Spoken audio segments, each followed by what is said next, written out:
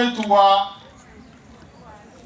Ichuni mmesikia mujana saa 3 tisesa tukiamwambia Karangi na Gitari ya Manduku Hema vile wamefuata yeye vijana 11 na ndio mliona nilitaja majina 10 hawakuwa mnatambua yule mmoja wa 11 na nikayasoma.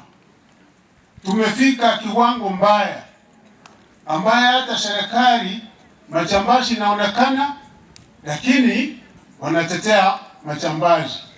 Wamrudia serikali netu na ndeko sasa watutileta.